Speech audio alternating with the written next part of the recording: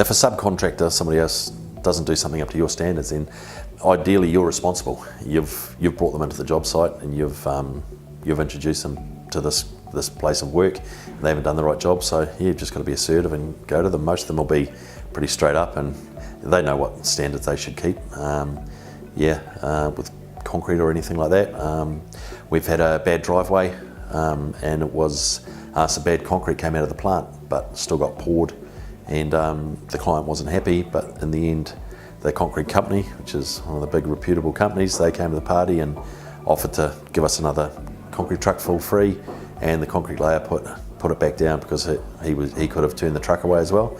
So it's just trying to negotiate how everyone works together. You don't want to go and attack somebody and just say it's not good enough, but it's just finding the right way to approach people and just sort of say that's not what I expected, and that's, I expect more basically, I guess. Yeah, that's always a tricky one because I have had a project where I lost money, and it's once it all comes down to communication, and setting expectations. So you need to make sure you spend the time building a relationship with those subcontractors, and also getting a good sense of the quality of their work and their processes. But sometimes, through circumstance, you might not have the luxury of being able to establish, a deep working relationship. So it's not until you're actually going through the build phase that you really get to see how they operate. And sometimes, they don't quite get it right. And that's when you need to give feedback in a constructive way, and make sure that it's constructive and not pointed. It's just factual and based on this is what happened and this is why the expectations weren't met. How can we fix it for now or for next time? So if a subcontractor does let you down and his workmanship's not quite up to it, in the early days, we didn't spend enough time with the contractors to monitor them. So the key to resolving that is, if it's a new contractor, to either visit regularly yourself or your project manager. So if it's the first job they've done for you, you want to be there once or twice a day, just call in and just check up what they're doing. Because if you can catch any issues early on, it's really easy to resolve. There's no real costs involved, and the contractor's not going to be unhappy at being asked to change it.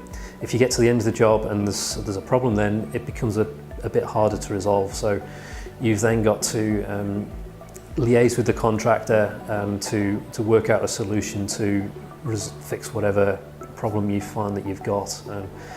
You're going to know quite quickly whether there's somebody you want to keep working with or they're not. If they're prepared to come back and to fix it, even if the cost is split between the two of you, then great. It means that they value zones and they want to keep working with you. If they're really not interested in investing in their workmanship, then straight away they're not somebody you want to be dealing with in the future. So probably two ways is, one, if they're new, keep on top of them at the start, just keeping a close eye on what they're doing, and then if there is anything that comes up, work through that with them.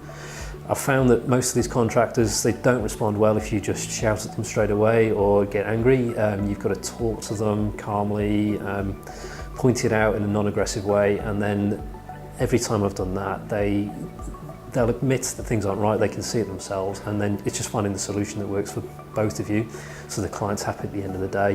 We just don't want the client to be unhappy, because that will then cause you lots more problems further down the track. So working with the contractor as soon as you know there's something not right, but communication is the key with the client, communication with the contractor, and you can actually take away the possibility of that happening. So.